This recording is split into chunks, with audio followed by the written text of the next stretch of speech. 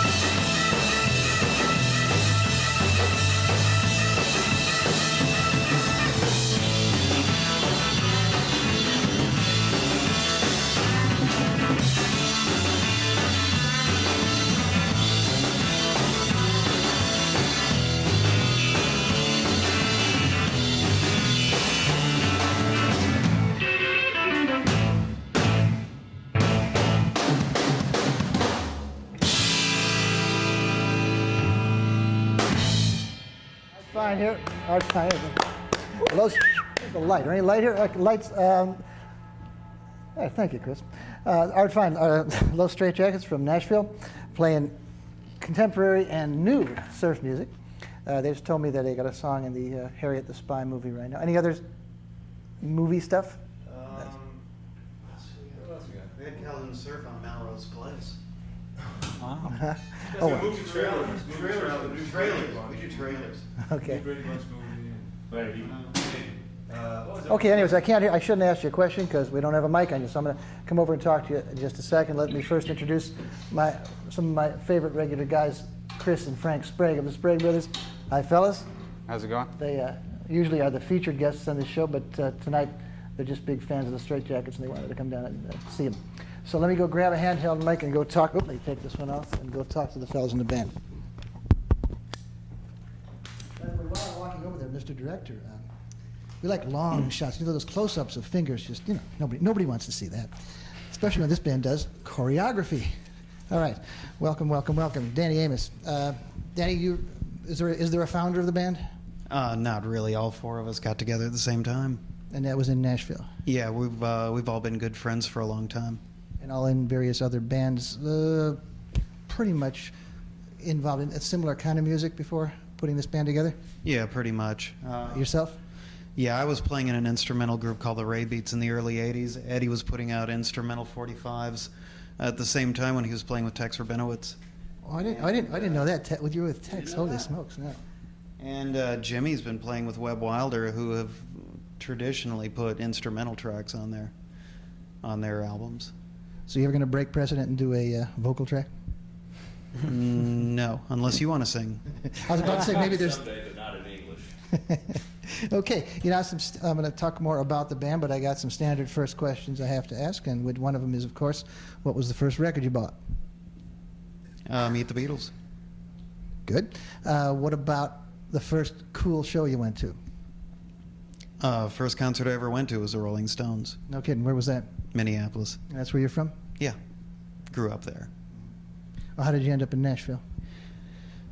Moved down there early 80s, about the same, a few years before Eddie did. For about the same reasons. We were both up in the New York area, and it was the early 80s. It was the time of sequencers and synthesizers, and we decided to go to a city that where they still played guitars. Cool. How long has the Straitjackets been playing together? About 2 years, And always with the masks? always. Okay. Didn't go through a non-mask phase. Well, you started, or you're based in Nashville. Is this severely out of phase with the rest of Nashville, or is Nashville looser than I think? Nashville's got a much wider variety of music than most people know about. The reputation is for one type of music pretty much, but it's a pretty diverse city. All right.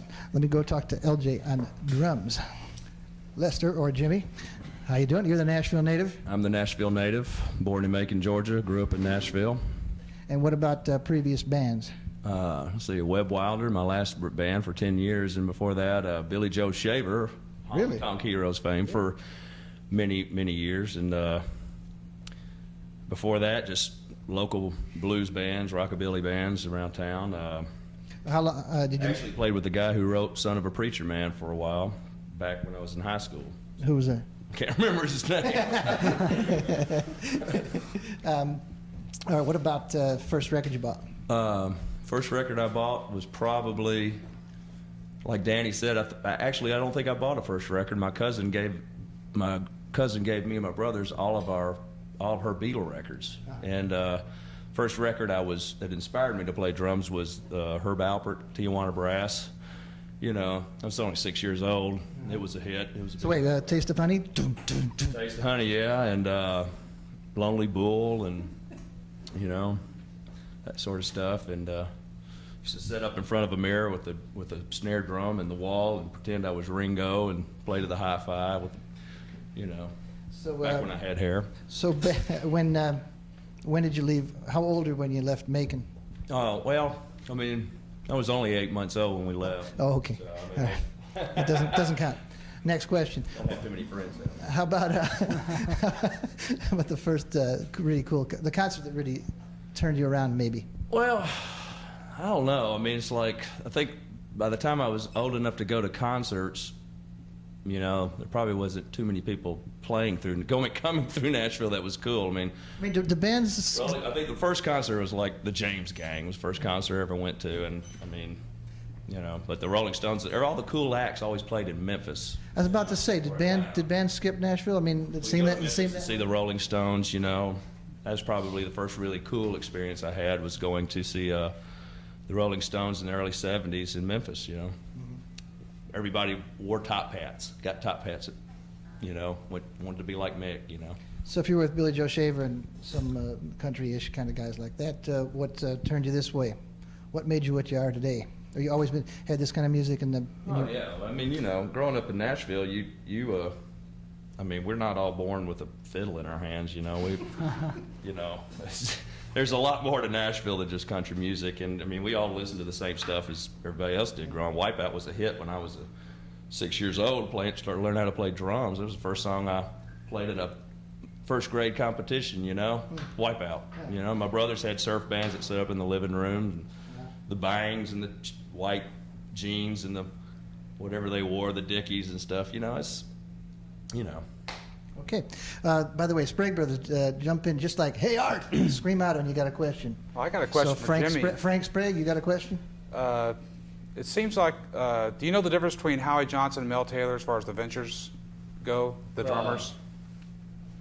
Well, yeah, I mean, I think Mel Taylor is. Are we talking about what are we talking about? The drumming Ventures. techniques, you Yeah, mean? Like, right. Between one Yeah. Ventures band and another Ventures band? Well, I'm not real familiar with the other guy, you know. Well, the other guy is who we're influenced by, and it seems like you're influenced by Mel Taylor. Well, people have told me that. The drummer in Big He was- Sandy yeah. said I reminded him of Mel Taylor in the way I played, Right. and Well, not that he's so not great, that you know, I can't imagine him being like him, you know. Not that the drummer in Big Sandy knows the difference, but I mean, I've talked to you know. But Howie Johnson, I love you, Played man. He played on the first 6 albums, Howie did. He played on Walk Don't Run. And yeah, all that stuff, all the hits, you all know. the rim shot Yeah. sound that he Well, had. you know, like until I guess this sounds terrible, but until I saw like first video or the visual side of Right. the Ventures, I only thought it was Mel Taylor. Yeah. You know, I always thought Mel Taylor was the drummer. And I think Right. Mel Taylor's out there pretty much. But he had all these like, you know, like Right. Yeah. The kind of like tom Hal techniques. Blaine. Him and Hal Blaine were pretty similar in their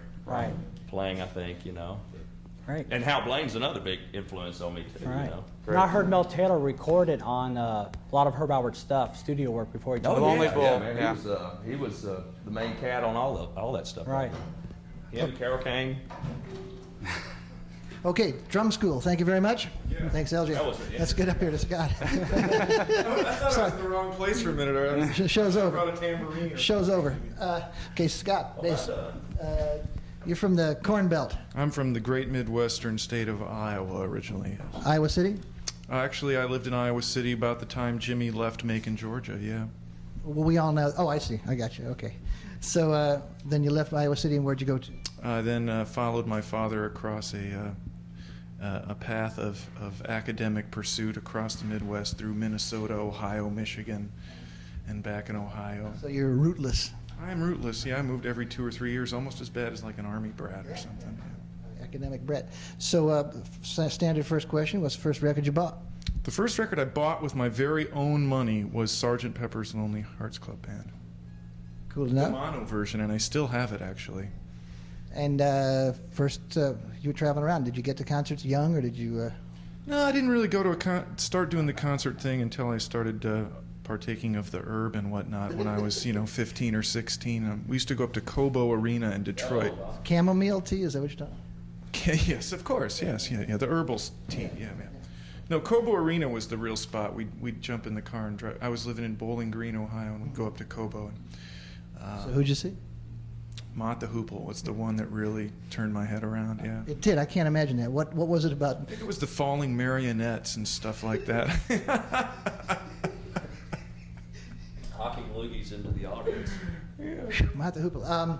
What about? Well, then what about this surf? You could call it music. This has always Well, I been. thought we were doing something brand new here. I didn't know this was, really. But you've always had this stuck in your craw too. Well, sure, of course. Yeah, rock and roll is rock and roll, and if it does good, feel it. Well, we want to hear some more from you in just a minute. And Spray Brothers, jump in when you want. And let me get over here to Eddie Angel. Is it correct to say lead guitarist? Is that what I say? No. Second guitar. Half guitar. Yeah, You're half the guitarists. We share it. Yeah. Okay. Eddie Angel, welcome to the show. And you're from upstate New York, or Albany. Right. And Yep. how did you end up in Nashville? Well, kind of like Danny, I was in a band up there that in the mid '80s, playing. It was a rockabilly band actually, and everybody was. What was that band? It was called Genie and the Hurricanes. Genie and the Hurricane. Anyway, she sounded kind of like Wanda Jackson, so everybody told us we should, move to Nashville, boy. So we Now, did. wait a minute. Speaking of girls that sounded like Wanda Jackson, that leads me to what's her name with Tex Rabinowitz. Right. Well, I played with Tex Rabinowitz before that. In I the mean- early '80s. Even on this show, Tex Rabinowitz is not a household name, but where's he out of? He's out of Washington D.C. And he's a rockabilly man. Right. Yeah. He's very cool. What's the girl I'm thinking of that did that worked on Ripsaw Records? That did, Martha Hall. Martha Hall. Yeah, another household name. Yeah, another household. She was great. Yeah, I played on that record, Martha Hall. Yeah. Feeling right? Feeling right tonight? Uh-huh. Woo! Good record. I used to play at the club all the time. I used to. Just saw Martha. She was just at our show in last time we played in Washington. Yeah. Actually, Washington D.C. I don't think most people realize is a real roots Oh, yeah. rockabilly hotbed. Yeah, that's right.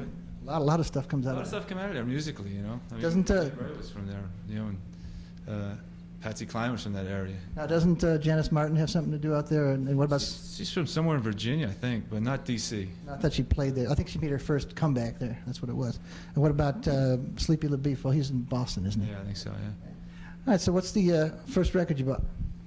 Well, the first record would probably be the Chipmunks, but Christmas record. But actually, I had two older sisters who had a lot of records around the house.